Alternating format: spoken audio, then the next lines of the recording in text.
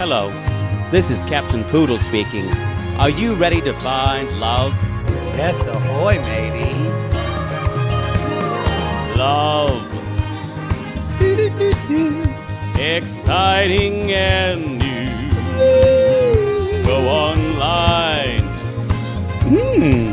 They're catfishing you. Shocker. Fiancé. Soon you'll be flying to parts unknown. 90-day fiancé. Marrying someone you only met on your phone. Be they French or Chinese, a brand new K1 visa's the key. Ooh, the key to what, Poodle? To love. It's 90-day gate. Let's love. Shut up, you bitch. Okay. Yo, welcome. This is not. This is 90 Day Fiancé. This is 90 Day Gays. And guess what? The bitch is back. She's back, everyone. I helicoptered my dad and said, go the fuck away. I've got a podcast. I soldiered on. Don't worry. We actually had a really lovely podcast. It was nice not to be interrupted. Oh, God, please. I am glad that Chris Ferry just jumped in so quickly. We've been meaning to have her on forever. She's one of our dear friends, and we love her. We love her style of comedy. We've done theater shows with her, and she's the only person we've allowed on stage with Cabaret playing a major role. It's the only one. I didn't listen to the episode. I did, but I muted all your parts and just turned her up when Chris talked. Fair. It's fair. But yeah, she's been a good friend of ours, and I knew Chris and I have known each other for close to 15 years, so I knew we would get along. I bet you and Chris have fucked the same gay guys. Y'all, she's so, as I said, you're kind of like a little more than a gay man, but not yet a drag queen. Yeah. She's kind of right there. If you guys check out Chris Ferris, she was actually really lovely to come in and do. Someone did comment saying, "Oh my God, this guest host has more gay DD than Matt or Jake." That's why we love her. And her claim, one of our claim to fame is I put in our sissy squad. She's that waitress that Ellen tried to get fired. Yeah, for her chipped nails. For her chipped nails. At Real Food Daily. Yeah. Yeah. So that's true. So follow her YouTube account. If you're in the Sissy Squad, I did a post kind of thanking Chris and posting her in the Sissy Squad. And it's in the show notes of our tell-all episode part 2. So that y'all literally, it was shit went down, and Poodle like a rooster who's out to fuck some hens just went and just started running around and got shit done. So kudos to Poodle. Thank you. I'm mobilized. It's like Poodle. It's like when that hot guy that you fucked you like 6 months ago and goes back to New York. And then like on Friday night at 7 p.m., he says, "Hey, I have an hour free at 8. Are you free?" And you drop everything and clean your house. G.I. Joe, go Joe, go cock. Oh, I used to have a guy. Oh, I think his name's Pablo. I think I used to follow him on Instagram. I mean, he was that one guy I had sex with that lifted me up from the living room where we were making out and carried me to my bedroom like an officer and an officer. I will say that's one of the hottest things ever when they do that. I've only had it maybe 11 times in my life. When they do it, y'all, it's like, it's terrifying because please don't drop me because I feel fat, but it's also, oh my God, you're putting your life on the line to put your dick in me. Mm-hmm. And I swear to God, if they acted like their back hurt, I'd show them the door. Not until you showed them your ass. That's true. So you guys, this is part 3. This is the final episode of this season of Happily Ever After, which I felt like was longer than the fucking Ring Cycle by Wagner. Or the Lord of the very, Rings. very long. Or the Lord of the Rings. Any Ring Cycle. Exactly. I'll be honest. I wanted to watch it before we watch. And I will go back and watch it. I just haven't had time to watch Tell All number 2.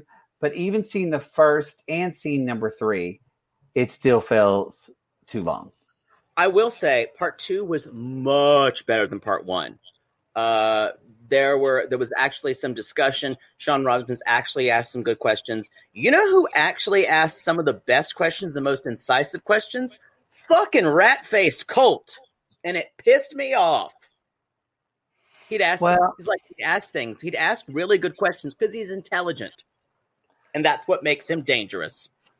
And that's what makes him and he has no, well, oh God, I'm so glad to see him go. I hope we don't see Colt finding love again, but we are. We're gonna find They're him all again. Of course he loves being on television. They're all signed up for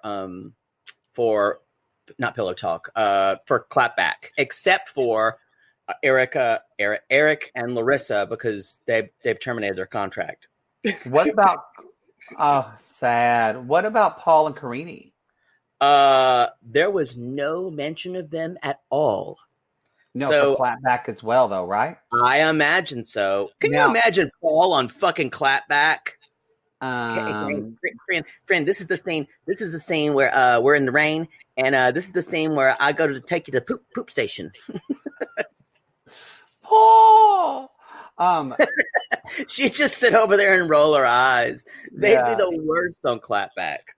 Now, I've got to see, I think 90 Day the Melanated Way, the meme on Instagram news account posted, Linda posted, there is an interview, and I want to watch it, with Sean Robertson, I think with Entertainment Tonight, where they ask her, why not Paul and Carini? And she talked about it. I've started to watch it, and then my dad mumbled, I have to pee, and I had to put my phone down. I will say, can I just talk about something? And I was watching this, and I was kind of just thinking about the concept of these Zoom tell-alls, which we've all been in like bad Zoom meetings. And they wind up feeling like that. And like one person's looking off, someone's getting up, someone's yelling out the corner.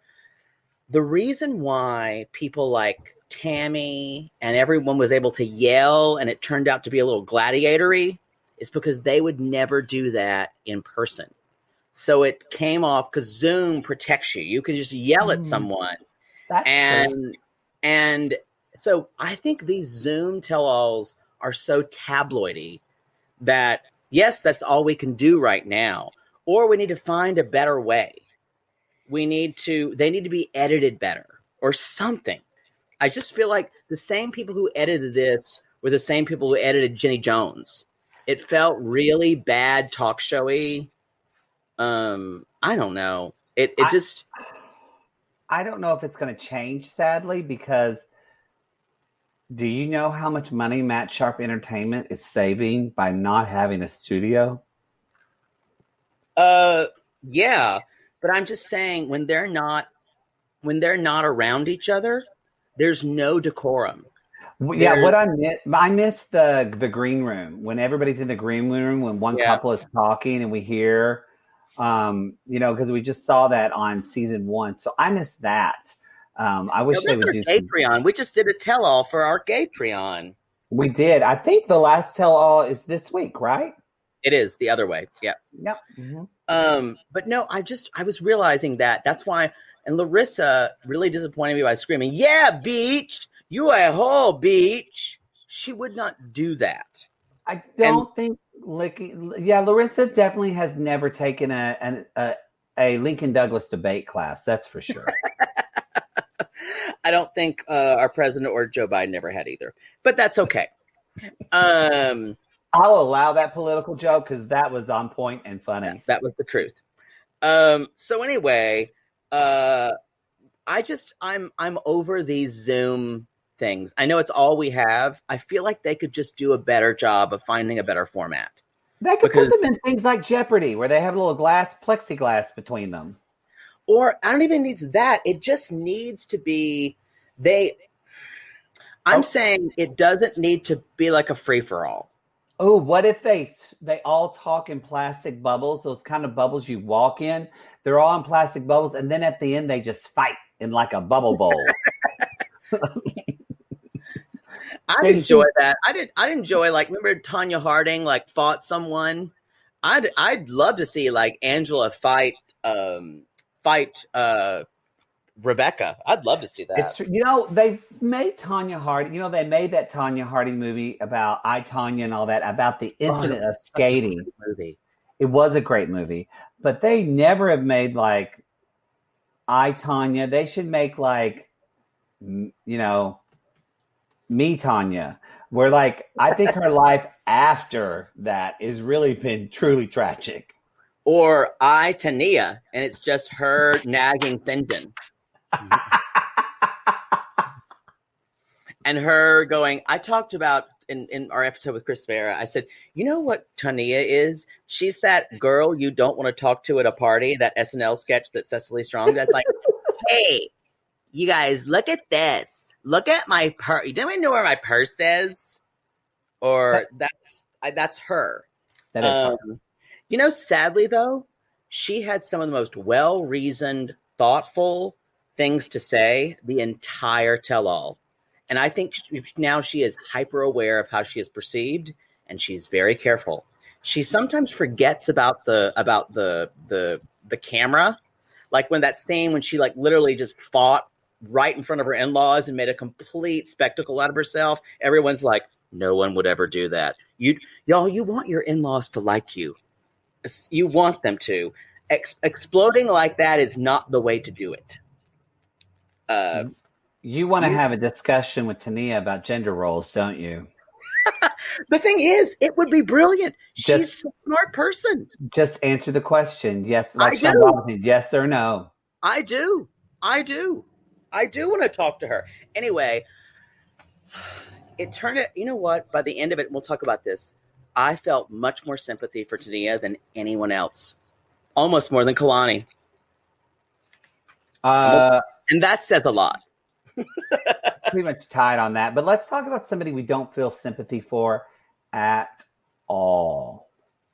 Who? Michael. It was interesting to hear Chris Farah's take, because Chris Farah is a big Angela lover. Mm-hmm. And you guys should listen to that part of the podcast, because Chris Farah provides a really interesting take. Both of us have had a lot of problems with Angela, especially this season, that kind of colonialist talk of I'm American, I can do whatever I want because I'm American. No one ever talks about what the American culture can do. I'm like, all everyone talks about is what the American culture can do all the fucking time. Yeah. So anyway, so Angela, and this is just after like computer laptop gate, where she throws her laptop down. The most exciting thing to happen in part 2. And then she yells at Michael for virtually pointing a finger at her. That's what she's upset about. She's going on because she thinks Michael is now, all he said is, when he was talking about babies, he was like, well, there are other ways. And I don't know, she meant the other ways meant fucking another woman. And the thing that Angela does, and which I don't like at all, is she does not let Michael talk to her at all. Yeah, and I think this Zoom idea makes it worse. I will say though, Angela is the only person on this tell-all that acts the same way in a Zoom meeting that she does in person. Truth. She does say some I'm in America, blah blah blah. Aunt Lydia comes on. This is the very end. This is continued from part 2. Aunt Lydia is still there and says, you need to be submissive to your husband. And I went, this is not going to go well. She's like, I'm American. I'm an American woman. I don't need to be submissive to nobody. And then she leaves. And then we realize that she's just in another part of the house as Skyla. Skyla's like, there goes Mama. Michael, she can't hear you. I'm on the earbuds. Earbuds. I can't hear you, Michael. Michael, I that's a good Skylar. Michael, she can't hear you. She can't hear you, Michael. And then at one point, they just cut to Sean Robinson, who is literally fucking praying, who literally has hands together going, "Oh, help me, Jesus," with this woman. Help me, Jesus. Can we talk about Sean for a minute? And I didn't talk about I meant to talk about this with Chris. Did she look yellow to you? No, I actually thought she looked gorgeous. Like there was like, besides her body, maybe it was how lit she was on her face.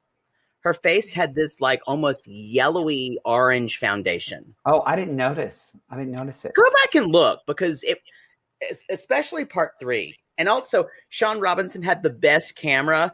All of them had like shitty Zoom computers. Sean Robinson had an actual camera. You could tell. They sent her a camera. Yeah. But here's the deal, though, is what the fuck is Angela wearing? Oh, she's been wearing it the whole time. So, but I just noticed it when she got up. It looks like it's like as someone said today about, I posted some old pictures of me, and this looks like the club wear from remember that store County Seat? Yes. We had one of those. They had Jordache jeans, and I loved them.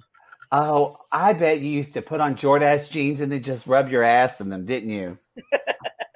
Maybe. Yo, that's what Poodle does when he tries on a pair of pants. And he kind of hops around like a pony or like a poodle. And he's like, "Do you like these jeans?" And then he just rubs his ass. I will not be belittled on my own show. It's true though. I do that. I feel like it was a kind of a moo hybrid, with a strappy thing in the front. But with this weird print, it was, I kind of have to agree with Lydia that I do think that Lydia was right when I think Angela hoodwinked Michael. I think she led Michael to believe, and his family, that she could have a kid. And suddenly now that they're married, she's backtracking. I agree with you. I agree with you. And I think that's when she said in the Tell All Part 2, she's like, "Can't we just get a dog?" She said that. So, and I think she, in a perfect world, she would want to give Angela a child or Michael a child. But the problem is it has to come from Angela's bloodline. She is completely, and in part 2, she even said, Tania was like, "I'll give you one of my eggs. I don't see what the big deal is." And this is the thing, you guys, when you rely so much on bloodline. So Skyla's afraid to give you the egg because that's her bloodline. So that's her. She sees that as her child. Tania's like, "That's an egg for me. It's not a big deal." And that's why it's weird. This is like gift of the Magi in a way, in a really fucked up way. They want Skyla's egg because they want it to come from their bloodline, but because Skyla also believes that's my child, then they can't have her egg. Could you give your sperm away? Yeah, I don't care. If there was another baby, if I'm like, "Oh, that's nice." I've given my sperm away to a lot of places. Let's just say that. This is true. So I haven't been that discerning. So if Mother Poodle happened to just jump into this episode at the 18-minute mark, what do you think Mother Poodle would say about you giving your sperm to another person to have a baby? That's different. If I were to donate my sperm to have a baby with the intention of that. That's if you donated your sperm, someone would have a baby with it. No, I was just talking about like jizzing all over the place. I don't mean in an alley behind fucking Mickey's. And Arby's. Now I want Arby's. Have you ever had their turnovers? Delicious. No. Oh, they're delicious. And now I want Arby's too. God damn it. But I would think about it. It would depend. If the person was going to be in my life, that'd be different. If they were going away, it would be easier for me. Does that make sense? So my question is, would you feel any type of connection where you were saying Tania would say, sure, I'll give you one of my eggs. Yeah. Could you just have a sperm and just not ever see the child again and not ever know about them and not ever have them in your life at all? You know, if they were a friend, I would think about it.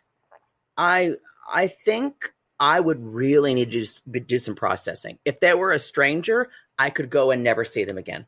Does that make sense? If it was a friend I gave my sperm to, that would be an issue. I think I would need to see the child and probably have a relationship with the child. Okay. I was just wondering. What about you? No way. I would, even if it was a stranger, the immense guilt I would have if that child did not have a good life to a parent that was like, if that parent turned out to be abusive or shitty to them or somehow like was really horrible to them. That's not your guilt. That's not your guilt to take on. But that's still, I helped co-create that because I gave my sperm.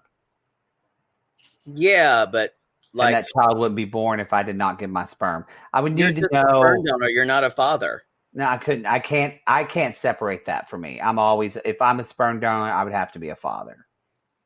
I mean, I get that, but at the same time, we're talking about biology and not emotional attachment. I know, but I'm emotionally attached to my semen. You should see what happens when I am behind Mickey's and Arby's. Don't let that fall on the alley. You slop that up. Slop that up, pig boy. Wait. I don't know. I got plenty to go around, so I'm like, here, take this. Well, okay. Come at Poodle if you want some of its sperm for your baby. Y'all, it gets sassy. If you want a sassy little boy or probably a sassy little girl, let's be honest. And guess what? It's expensive, sissies. Yeah, you better save the fuck up. I know my worth. I can't give it any of mine because y'all, Mama Mar will find out and she will come for that child in the night and take it. Anyway, basically the besides our surrogacy and like fathering children question, Michael did have one thing to say. He's like, I'm not going to be doing multiple wives. My father had 3 wives. One is enough. Mo wives, mo problems. That's basically what this could have been said. Especially when it's Angela. Yeah. Anyway, we talk about culture, blah, blah, blah. All the women chime in and saying, I'm not going to be submissive either, because that's American women. Most of them are not going to be submissive. And then Libby makes a passive aggressive, guys just don't handle it well when a woman's strong, and looks over at Andre. And I'm like, shut up. She's the worst. She is the most useless person. I've had no use for her on this entire season. Ugh. Y'all, if you want to get a good buzz before you actually start watching this show or as you're watching, you really should every time Lydia says submissive or Sean Robbins says submissive, take a drink because you'll get drunk quick. Because that is Angela's trigger word. That also makes me wonder, Poodle, what is Mother Poodle's trigger word? Defensive. When my father's just like, you're just being defensive. She'll go, and she rears back like a dragon. What? And she grits her teeth like this. I'll show you defensive. Yeah, you can't. Mother Poodle's got a lot of triggers. You got to be real careful. My mother is now feuding with my aunt on my father's side, my father's sister. Carol? No, this is my Aunt Jane. Jane, yeah. And he's feuding with her because my father forgot to get her a card for their anniversary. And she's like, I don't ask for a lot. I just ask for a card. And he brought her like flowers and stuff like that. My mom's big on cards. And my father knows that. We should say cheap cards, y'all. If you get her a card at Papyrus, she's going to be appalled you spent that much money on a card. I sent that bitch a square card one year, And I was raked over the coals. They make you pay extra postage for that. It's like in the card. And now I use a black Sharpie so she can't know how much they cost now. I have to do that because she yells at me for buying expensive cards. Anyway, my father forgot a card, and my mother was bitching about it to my Aunt Jane. And my Aunt Jane said, "We should just get over it. Just get over that. You need to get over that." And my mother went, "I hear you bitch about your husband all the time," because basically he goes everywhere, and my aunt freaks out. And my mother says, "I will not get over it." And she has not spoken to my aunt in about 4 weeks. Again, that's another trigger phrase to get over it. Oh, yes. I'd be afraid my mother would slap me in the face if I told her to get over it. She's not over it until she is, you know what? She's never over it. I'm going to say that. Because she'll bring it up. My mother has a memory like a fucking elephant. She'll bring up something for years that I haven't said. See when your Aunt Jay buries her husband, and as they're standing at the grave and they put the last thing in the dirt, the last dirt on the coffin, your aunt starts to cry, and your mom says, "Why don't you just get over it?" You know, it's not far off. Oh, she's saving that up. It might not be at the funeral, but it'll be after the funeral. And so anyway, Angela basically says the most important thing in her segment. And she says, "I'm not going to change, Michael." And that's been the theme of their relationship. She's not going to change. He really hasn't changed a lot, but he's accepted a lot from her. What he needs to do. She's never going to change. I will say, I do feel like Angela lied to his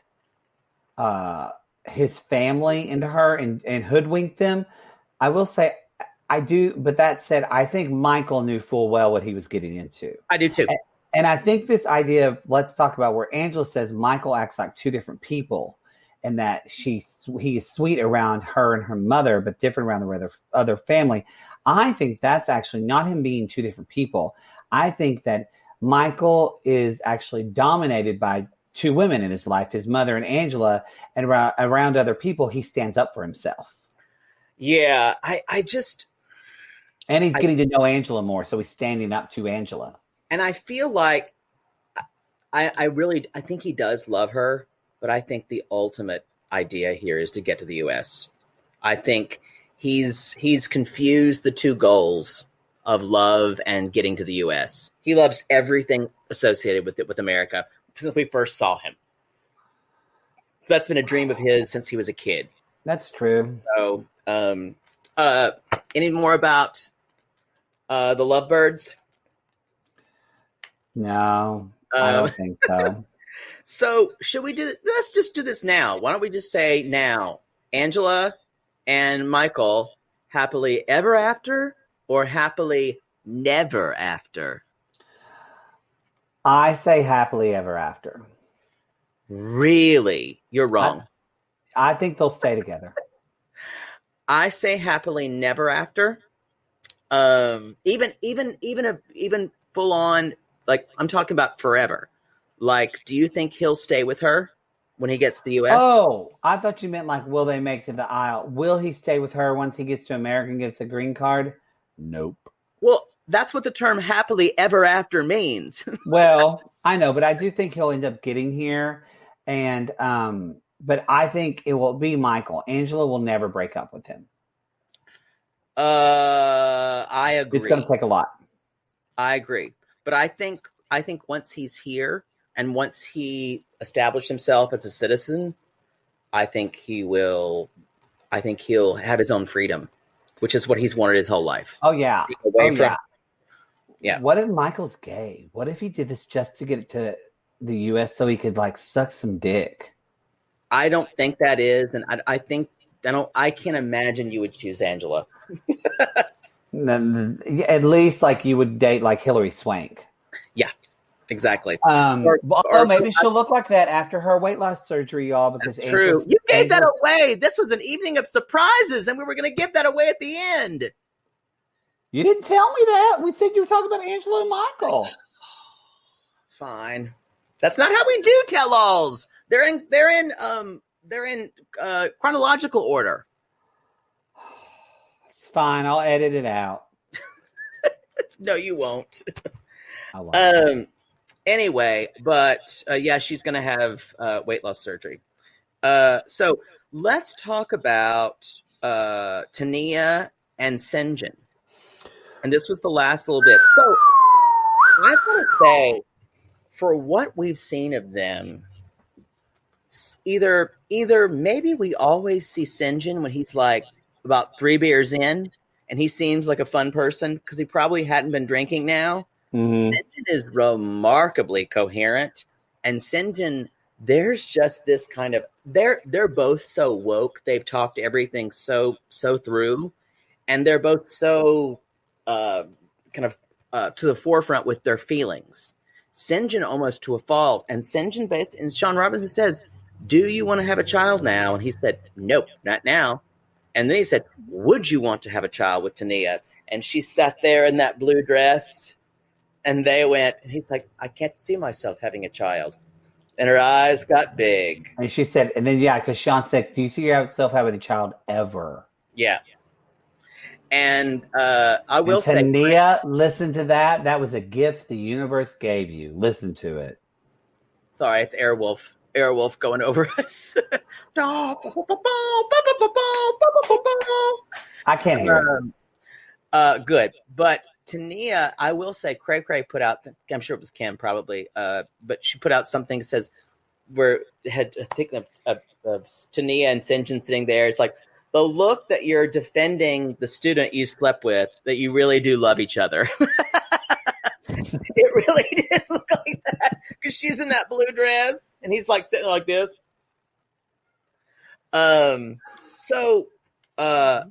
She and Tania just kind of sits there, and I don't think Senjin's going to budge. And Tania said in the previous tell-all, I'm someone who plans and obsesses about their future, and I'm with someone who's never given a single thought to his future. And the friends, his friends, the South African goofballs, were like, that's not him. He doesn't do that. He's like a free spirit, as they kept saying. And so I think this was a complete like fuck buddy relationship that turned into quasi love that they thought. Yeah, this is the reason why you don't get married too early, because I actually don't think it's anyone's fault, but it's both of their responsibility per se. In that, I don't think Senjin and Tania meant to lie to one another, but they did. Tania was trying to put like, you want to impress someone, and especially when you're younger, you're better when you get older. But when you're younger, you compromise things because you want someone to like you. So if you're Tania, you act easy breezy. If you're Senjin, we have heard Senjin out of his mouth in season 1 say he wants to get married and have kids with her. Yes. So like happened. He duped her, but she duped him. And if they had spent more time, like 2 years together before they got married, they would have had this conversation and found out and broke up like normal adults. But because of the 90-day thing, they fucked themselves. And probably broken up amicable. Yes. That's the thing.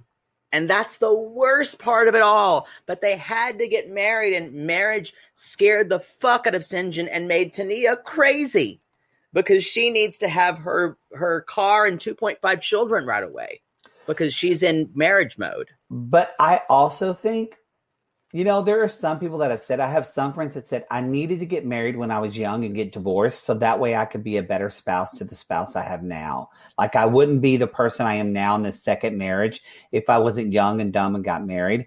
And I think Tania is going to be a much better wife in her second marriage, because she's going to, I think, probably let some stuff go. Also, it will probably be with a woman. I agree with that. I just want to clarify.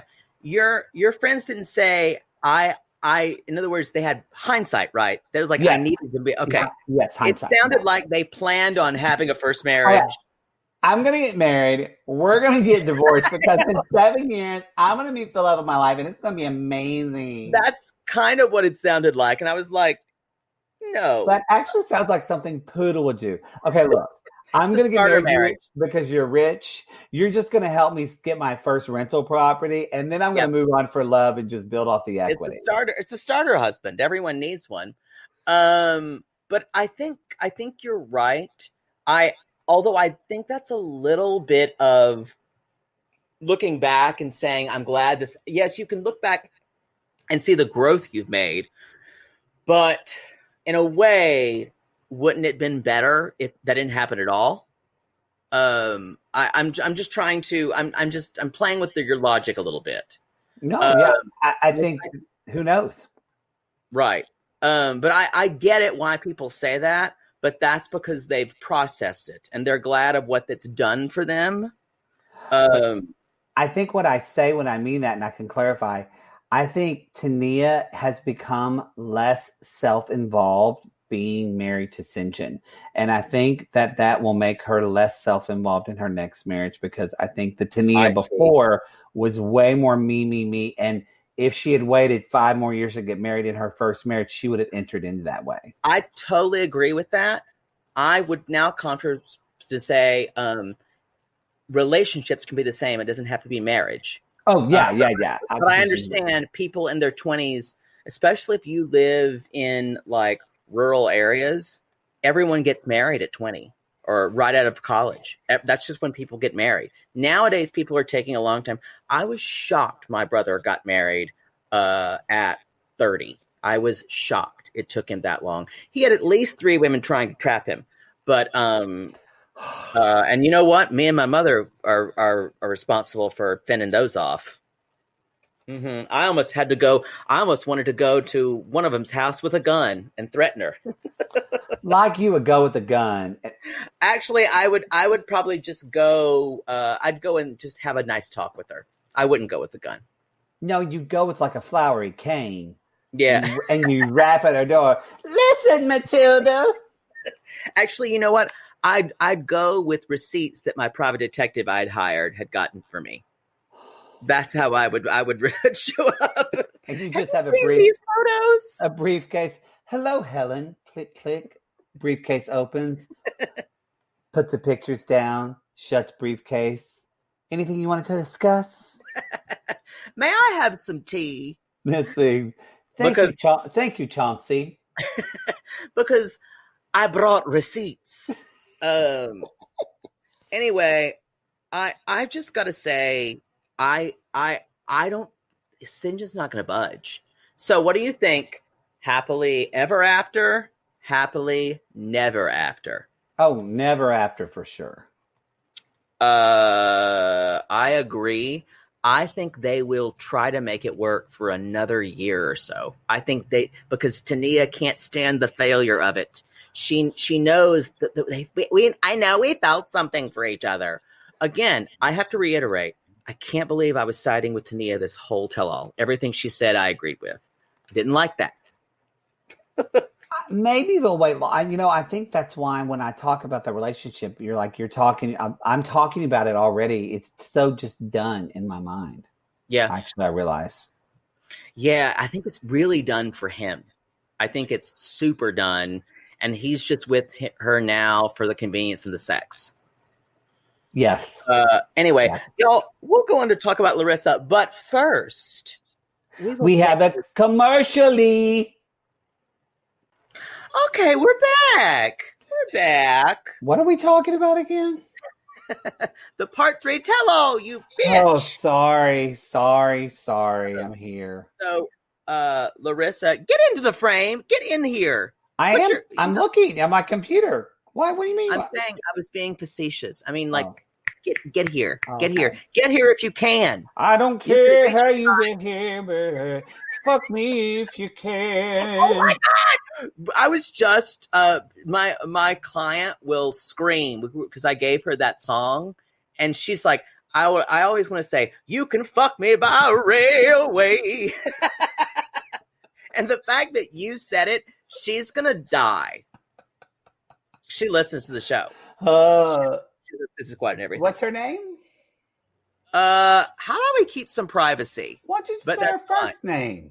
Michelle. Hi, Michelle. That felt creepy. So What's her don't do last that. name? I'm not going to tell you.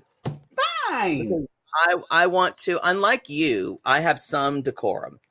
So Larissa, Sean asked Larissa, Eric, because they're talking about babies. They said, Yes. Larissa, would you have a baby with Eric? And she's like, sorry, Eric. She's like, I would have a kid with Eric. Even though she's got a couple kids already. Yes.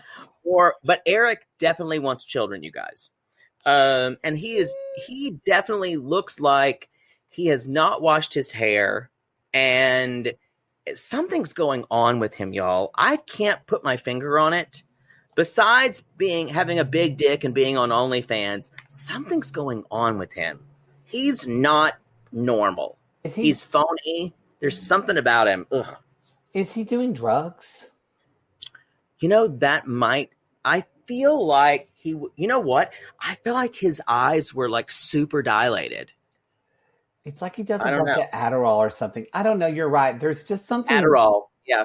There's something not trustworthy about him. And he just, it's clearly obvious that it's clearly obvious that he doesn't care about her. He just wants to be reality famous. Isn't that true? I feel like it's obvious. And he's like, I'm not saying he's like a Patrick Bateman from like, American Psycho, but he has those hints of sociopathy to him. Yes. Those hints of not having an actual personality. And he takes on hints of what, or aspects of people who he'll copy things from. And also, I just want to say, I don't think he's that attractive, and I don't think his dick is that big. It's not little. I guess you're used to 11 inches just impaling you. That's fair. You're wrong. You need to go back and look. It's a big dick for a white guy. For a white guy, I guess. You know what? I just haven't been with a white guy in a long time. 1995. 94. Anyway, so they're kind of talking, and they're Eric says, I could see myself married to Larissa. And then Sean's like, we have a surprise. And I'm like, surprise, which is what I used to call surprise as a child. Surprise. I bet your mother loved that. Yeah, she keeps saying she talks about it. Y'all, they got Natalie. That they found Natalie somehow. They dug through files to find an extra from Salem's Lot. No, I said when she first came on, I went, oh my God, is that Raja without makeup? And then when she got angry, I went, no, it's Rosie Perez. It's a little Rosie Perez. It's a little vampire. It's also a little like her face has had so much smoothing to it, and she had so much light on her that I didn't know if she was being lifted up to like a Star Trek ship. And y'all, it was normally we don't talk about people's appearances so much. However, I think Natalie's pretty gross, and she just wants to be on a reality show and be famous. There's no reason for her to be here. Just wanted to come in and yell at somebody else. That's the only reason she was there. She doesn't even really know these people. She dated Eric for a hot minute, and she literally is just here just to start shit. And I feel like it wasn't even a date. You were delivered like a hot pizza to my house. I need to do hand gestures. You were delivered like a hot pizza to my house. You're like a toilet seat. Your mouth is like a toilet seat right now. He just uses these weird non sequiturs, like you like fit me like I really loved you. I loved you like a bottle of Tang. I mean, I really thought we'd go together like marshmallows and lasagna. It was these weird. He uses expressions that don't really fit. They're all kind of non sequiturs. Well, here's the deal: is that he's not very intelligent, but he thinks he is. I agree. That's it's like a dangerous combination. You love me like a roulette wheel. I love you like a love song, baby.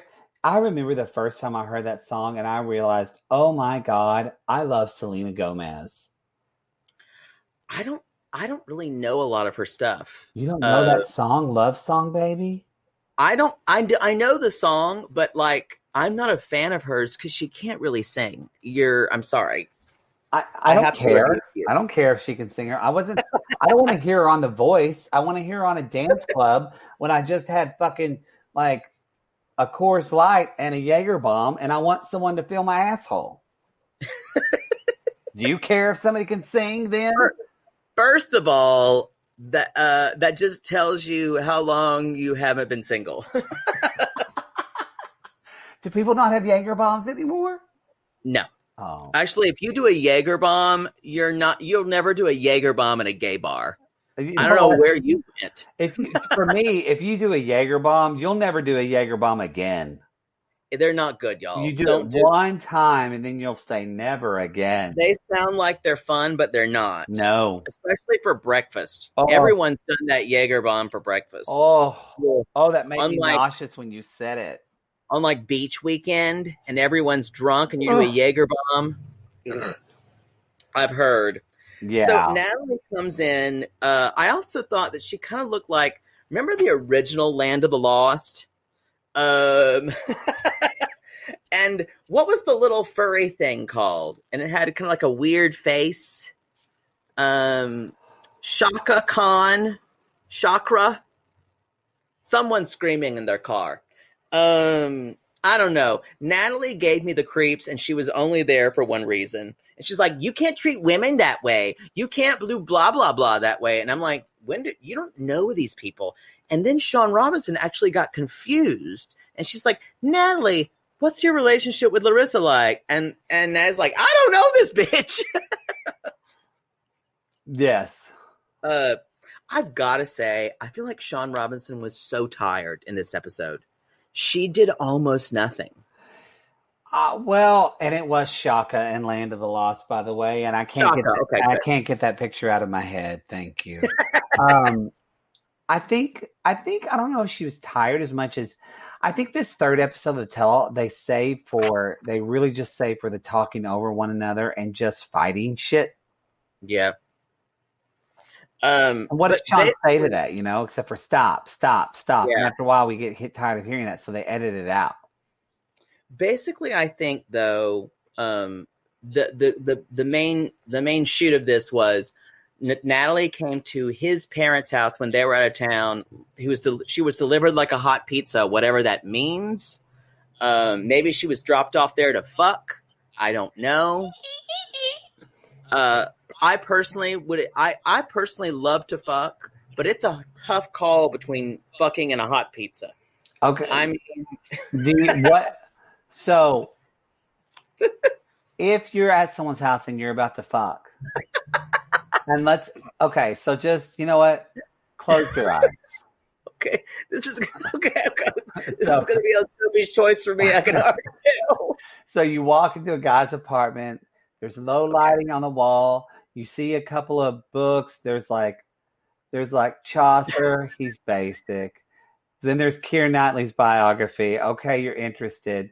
And then he has the every version of Emma ever made. It's not my favorite Austen, but that's fine. And then he puts you on his couch, and then you just feel something slapping on your face, and it's a huge Latin uncut dick. Mm-hmm. And then he says, hey, we can fuck, or I've got hot Dominoes in the oven. What do you choose? Dominoes, no. If you were to say matza, like a really good pizza here, or like a really good pizza, oh Jesus! What if it was DiGiorno? No, you fuck. Okay. I can fuck DiGiorno. Fuck frozen pizza.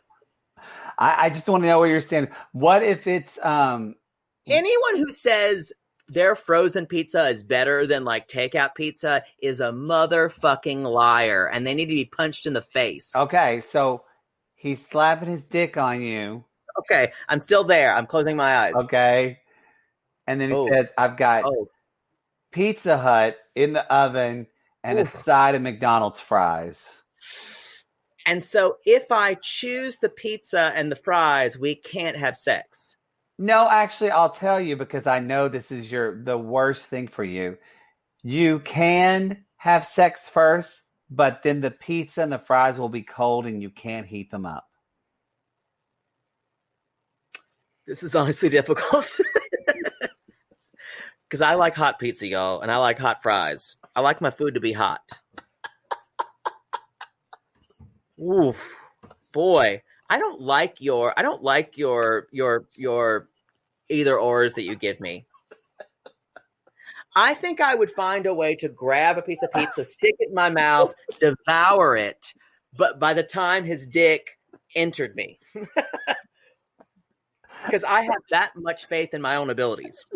That's fair. Challenge accepted. I'm out. You know what? You can eat a piece of pizza real fast if you need to. And you only need to eat one because if he's going downstairs, it's you. Hopefully you've already flushed that shit out. But you need to make sure you fuck soon. That, it is good to have somebody who thinks. I said that yesterday. I think my family looked at me weird because I said it in the middle of it. But they're like literally loading my dad up into an ambulance. And as they're doing it, I said, I just want to say that you would want me in a getaway car because I packed up my shit in 3 minutes. How did that have anything to do with what I just said? No, I'm saying we know how to get shit done in a pinch. You said if time allows. That's true, but especially if I'm going to have sex. Oh my God. I'll move like the fucking Flash. And I'm going to be in LA this weekend, y'all. So y'all, next week, all of our shows, unless God forbid something happens, hopefully not, but all of our shows are going to be us. And then they're not going to be live. They're going to be pre-recorded for you to listen to live. But we're going to do them together in the same place, we should say. We are going to be doing our YouTube lives, but for the Patreon members. But after that, are you phoning a fuck friend? Maybe. I haven't decided. Y'all, because I won't be back for like a month. So Poodle literally could fuck for like 2 weeks and then wait like 5 days and get a COVID test and see if it was worth it to. I've been meaning to have that lock installed on my closet. I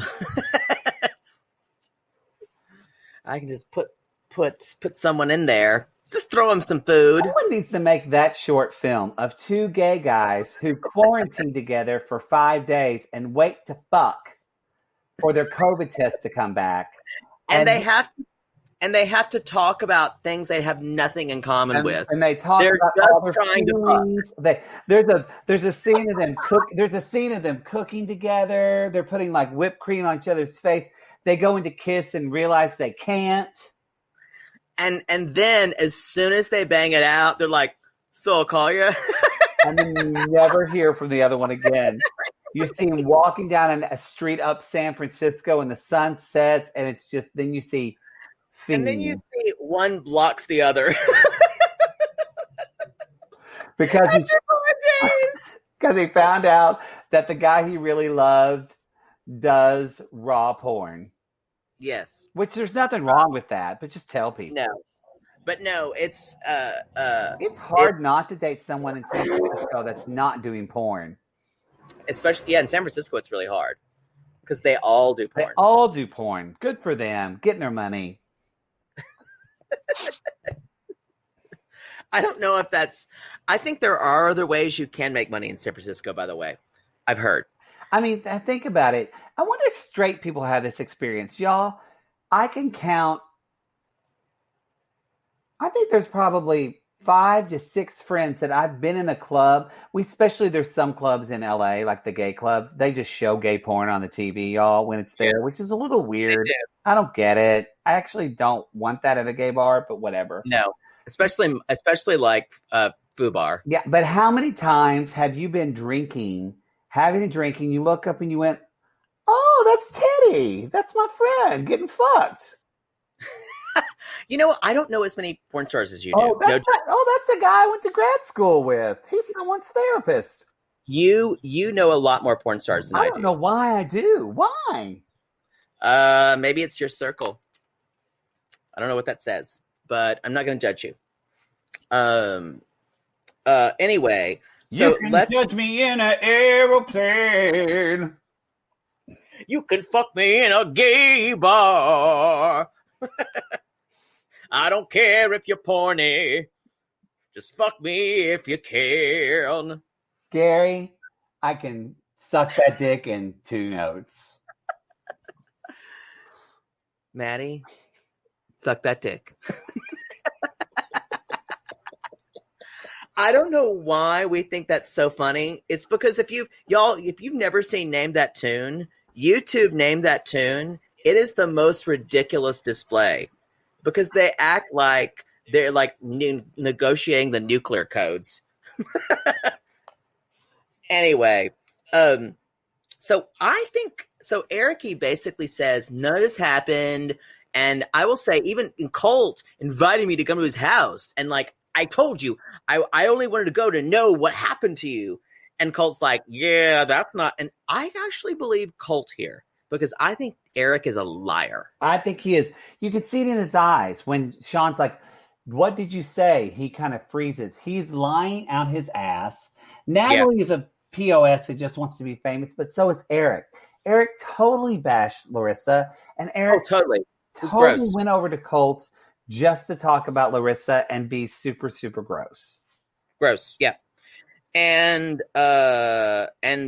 so basically Eric is really caught. And Colt's like, you know what? I wanted to invite him over because I want to know if his relationship was as shitty as mine. Because that's how Colt thinks. Eric tries to be a good guy, and he's not. He's not, but that's also not what Colt was. Just again, I don't think he wanted to know if it was shitty as his, but it was. I think Colt always has an ulterior motive. And then Colt's like, he's like, I don't care about any of this. I don't care about your sex like you have. I don't care about blowjobs. I don't care about like hand jobs. I don't care about rim jobs. I don't care about snow jobs. I don't care about green jobs. I don't care about ice jobs. Carl, what's a green job, Carl? The internet's not working, Carl. Carl, that satellite's out again. I can't look it up. Opera's down. Carl, call your sister. HughesNet's not working today, Carl. Did you say HughesNet? Yes. Come at us if you have HughesNet. I think someone had that in Texas. It's like HughesNet. He did. They went through so many. You know, it was weird. Colt actually, I think they got under his skin. They did. And I feel like he does not like to be criticized. And he was over it. Because Colt, strangely enough, is usually, he is very book smart because he's a computer person. And he's most of the time the smartest book smart in the room. And it really bothers him to not being able to emotionally manipulate someone. Yeah, he's not a comeback king either. He doesn't he's not good at that. Right. So the next thing, you guys, the next biggest thing, we have Jess. And Jess has another surprise. She's like, thank you, Debbie, for sabotaging relationshipy. And she's like, I have met someone. And she brings in this fucking lumberjack dreamboat who I would beg for it from. Y'all, this is exactly my type. Unfortunately, he kind of talks like this. he's an idiot. And have you watched the music video that Eric and Larissa? He is the singer of that music video. unfortunately, y'all, as Leslie Jordan said in a very famous Will and Grace episode, not as attractive when it speaks. That is because he is hot. And I kept thinking, like, where do I know him from? Where do I know him from? And this, he's kind of cleaned up, y'all, but with a ponytail on top of his head and kind of a gross, like, not kept beard, he looks like just, that video is so weird. And it's not a good song. And it just is Eric-y being shirtless, kind of like swimming up in the pool to Larissa.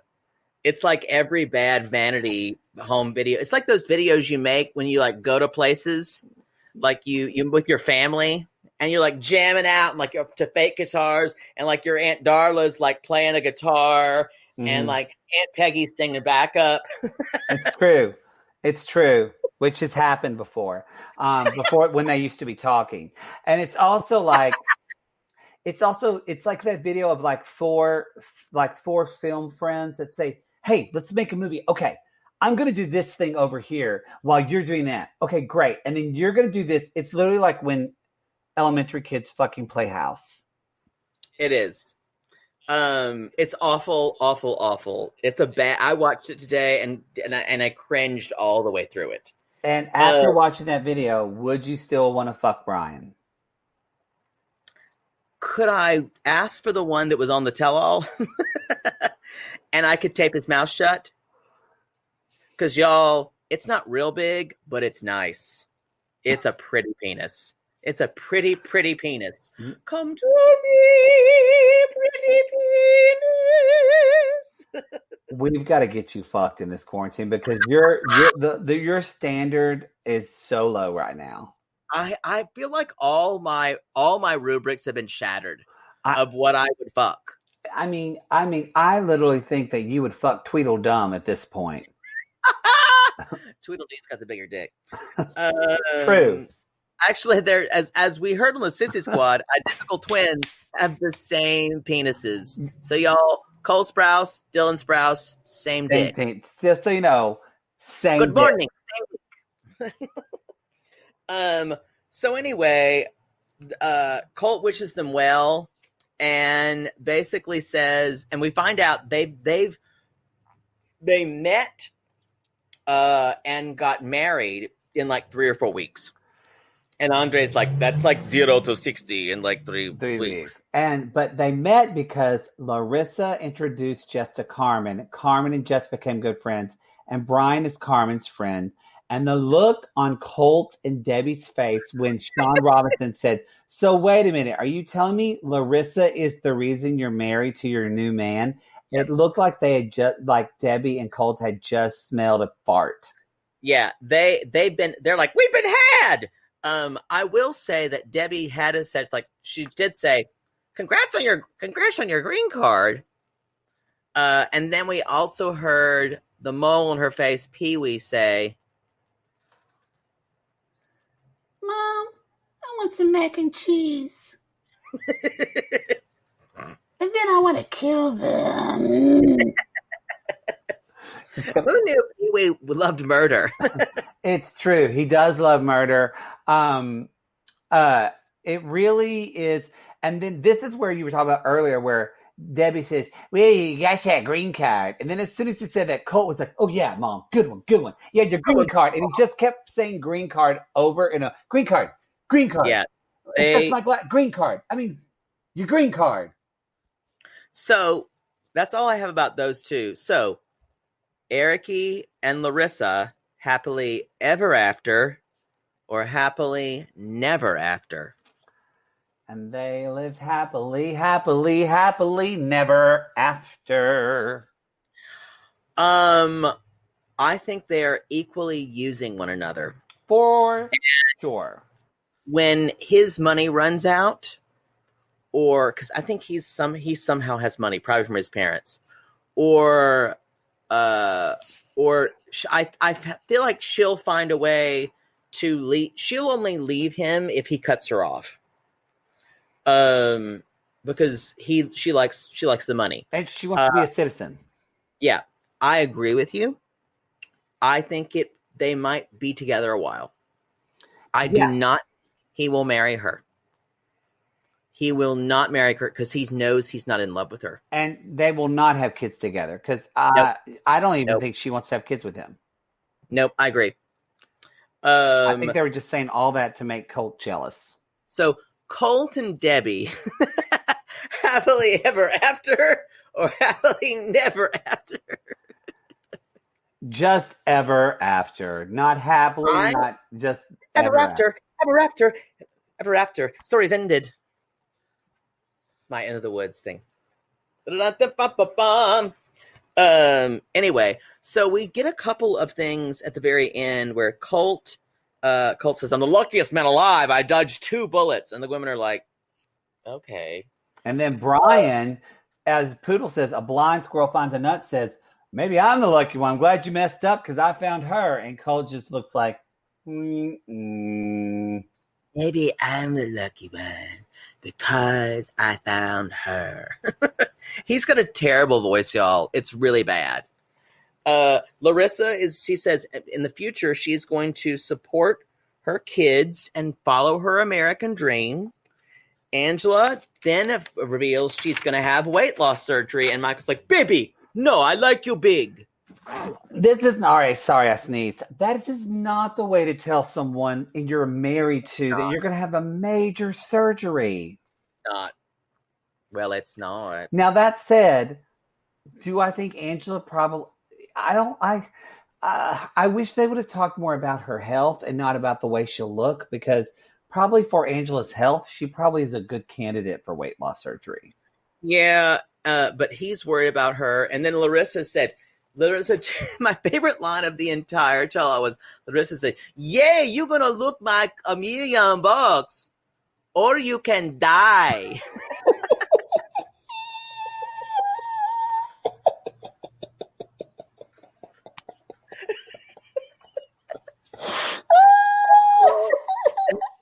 Miss her. It's things like that.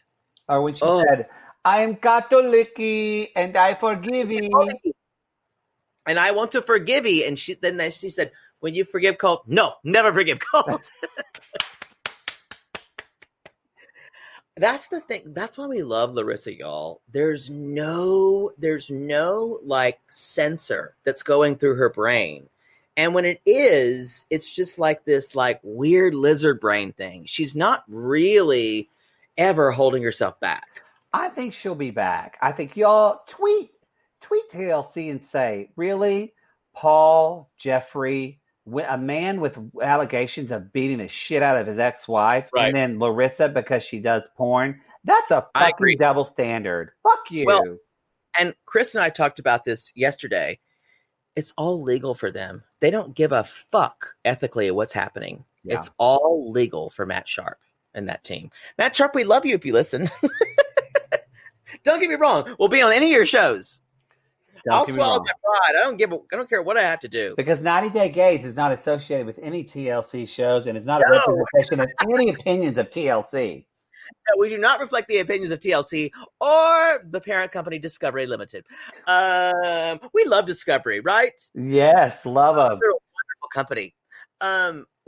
So here's the company. We didn't really see a lot of these two, but Kalani and Asuelu, happily ever after, happily never after.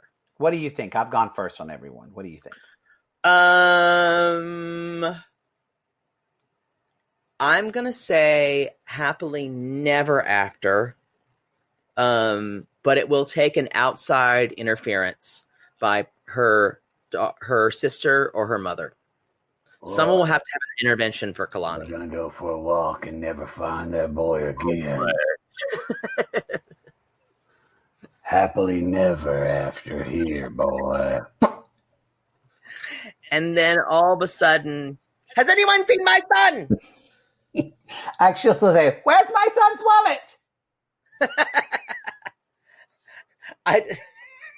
Give me wallet. Push him in the grave. Give me wallet.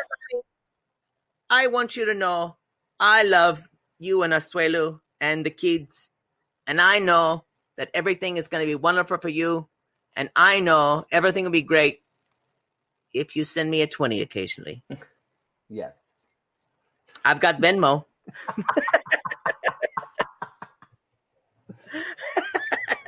I need money. Y'all, it's going to be hard leaving money bags. You know, Boy, if she started a cameo, she'd never want for money again. it's true.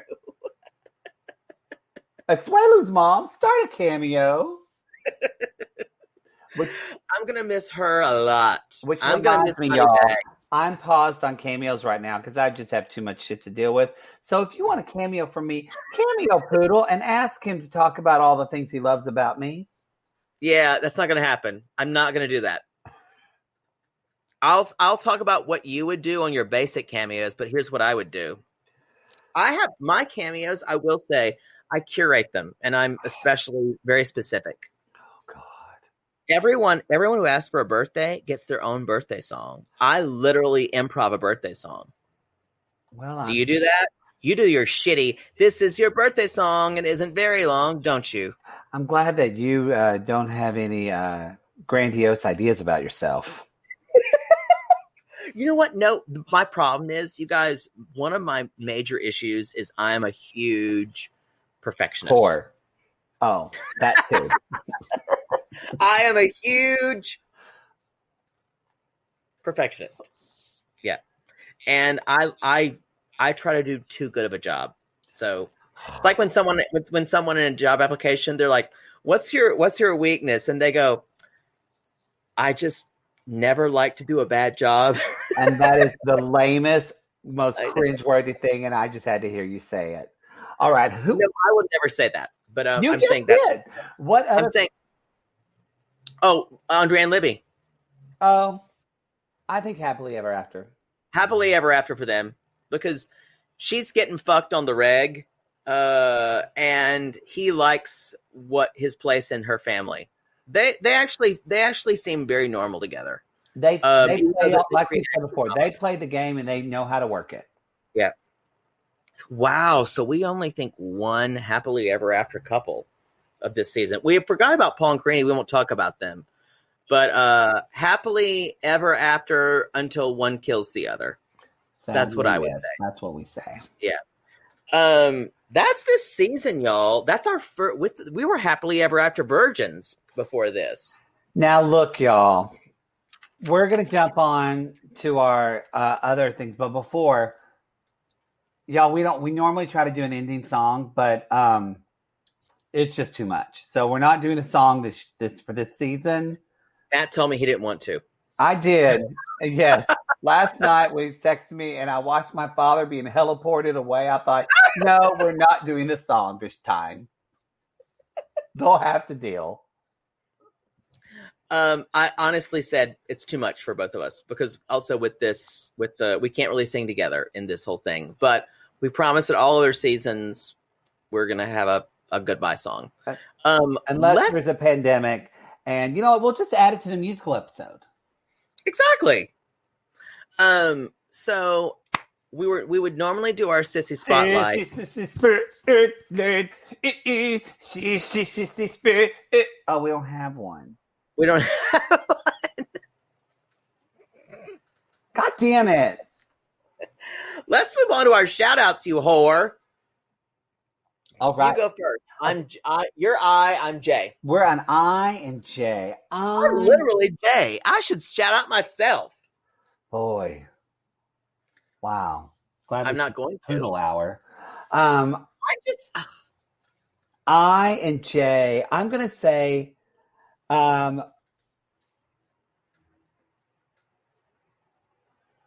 Valerie. Let's have these chosen. Valerie Inglis. Okay. Inglis. Inglis. Yeah, I got it. Is that how you say it? Inglis? I do not. Is there an accent? No. Valerie. Ingles.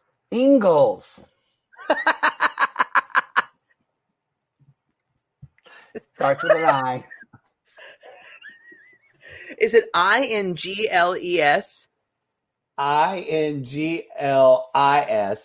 That, by the way, Inglis. And they live on 420 Cartwright Way in Santa Ana. Valerie Inglis. Valerie Inglis. Y'all. That's the former Congressman Bob Inglis of South Carolina. So that's how I went. Well, they're not any relation. So, y'all, Valerie, she is a floral designer. And yes, Portsmouth, Maine. She is known as the best floral designer of Portsmouth, Maine.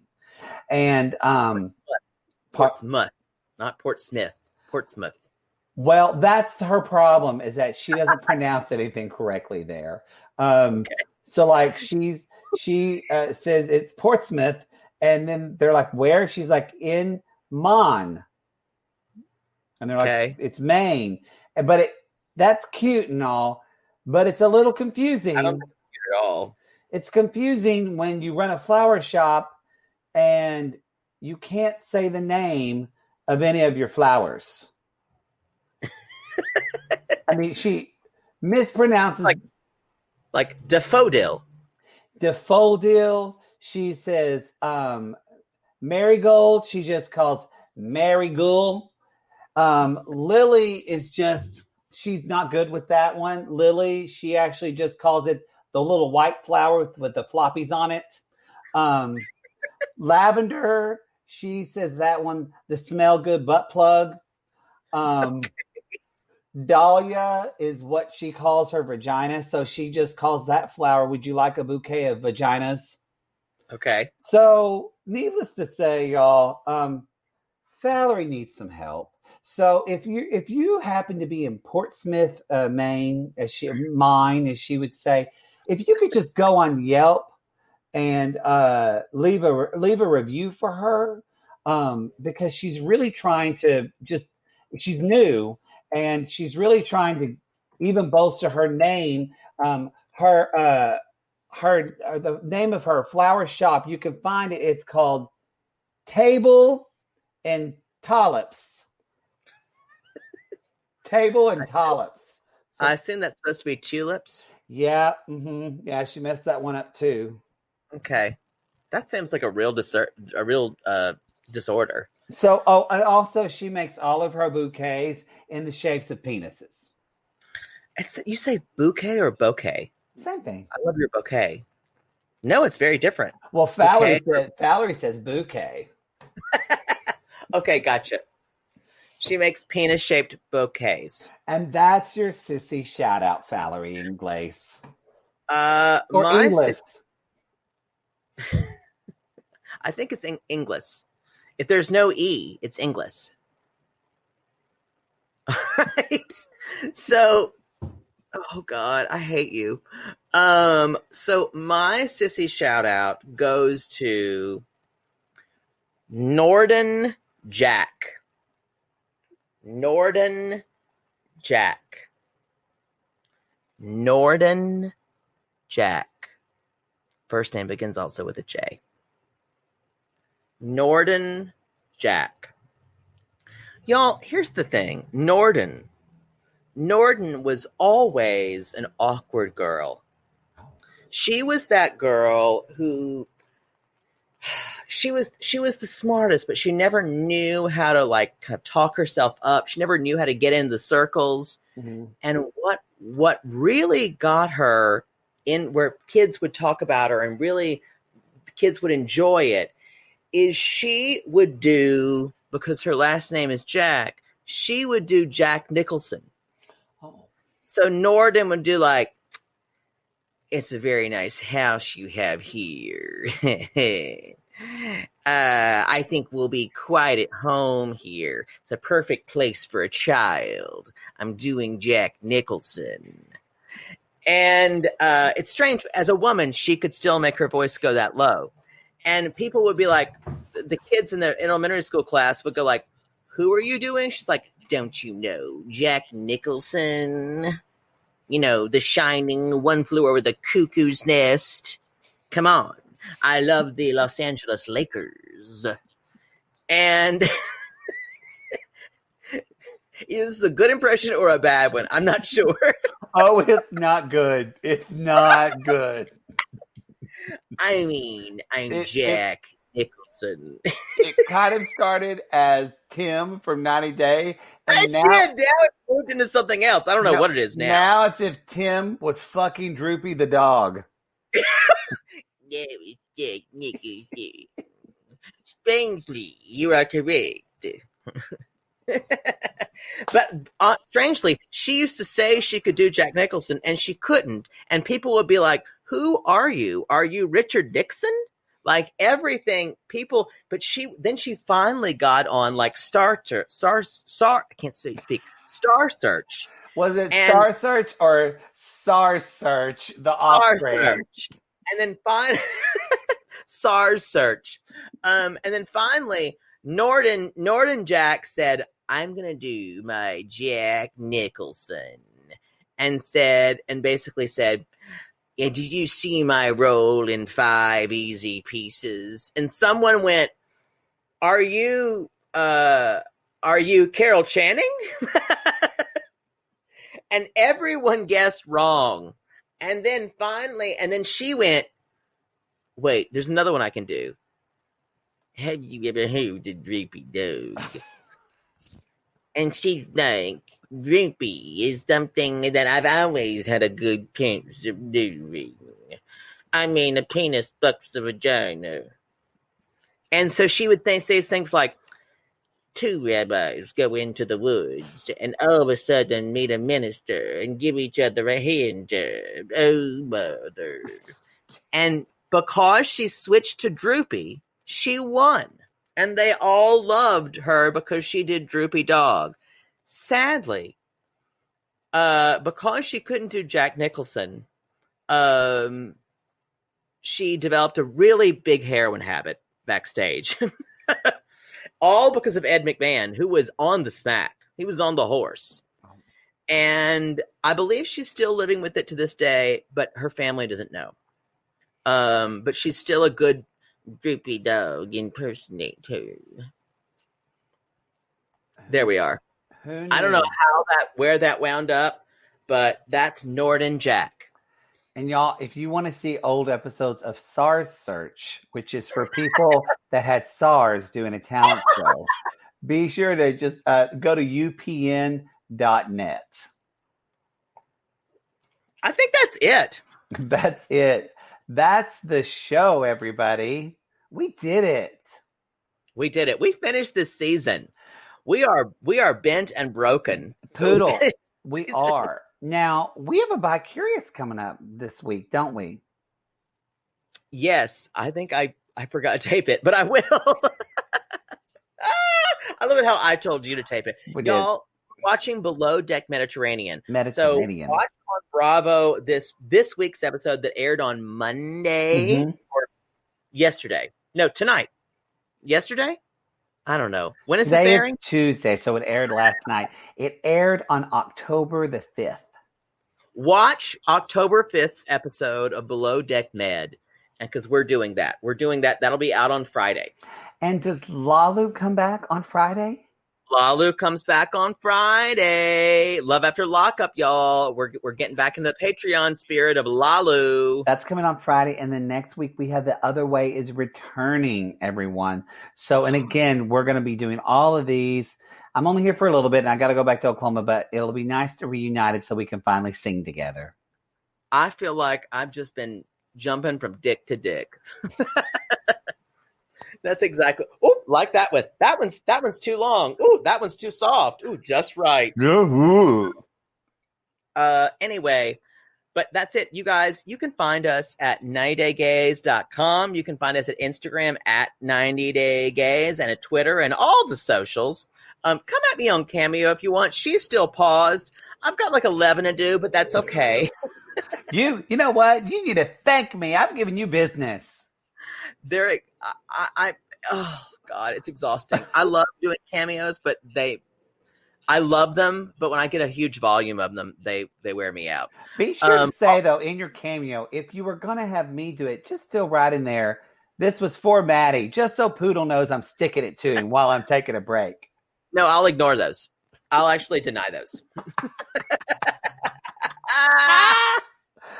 Oh, y'all. I'll fuck you. I'll fuck you. Now, y'all, you've got a month to catch up on Southern Charm because it is coming back on October, I believe, 29th, and we will be covering that in our Sweet Tea podcast. So be sure to follow that now. Catch up on it. We did the last season of Southern Charm. So if you want to listen to our episodes, you will be all caught up. I do recommend, if you haven't watched Southern Charm before, maybe watch some of the first season. But I mean, all of it's good. But the last season wasn't as good. You know what? Just watch all of it. It's so good. Season 2 is good too. It's Southern Charm is fantastic, mostly for Patricia. But you guys subscribe to Sweet Tea because that's our that's SWEET and then the letter T. Yeah, if you look up Matt Marr or Jake Anthony too in your podcast app, you will see it's there. So y'all, that's the show. Well, and also you guys, Election Day is coming up, November 3rd. Mm-hmm. Make sure, I believe yesterday was the last day to register to vote. Hopefully you are registered to vote in most of the country. You guys, if you are registered, make a plan to vote. Make that plan and make a backup plan. You know, are you going to vote by mail? Are you going to vote early? Are you going to vote on Election Day? Are you going to take people to the polls? You're going to wear a mask? Are you going to drop it off? Yeah, I've got my ballot now, and I got my ballot yesterday, and I dropped it off already at a box. So I feel good. I'm taken care of. Did you get a sticker or no?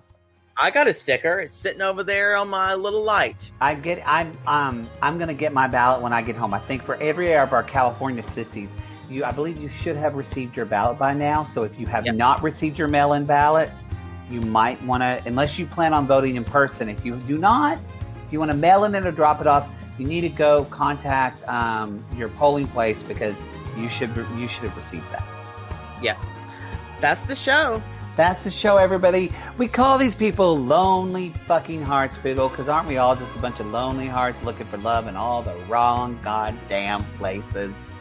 Yes, and if you've ever ordered me I've ever ordered you to my house like a hot pizza, come at us.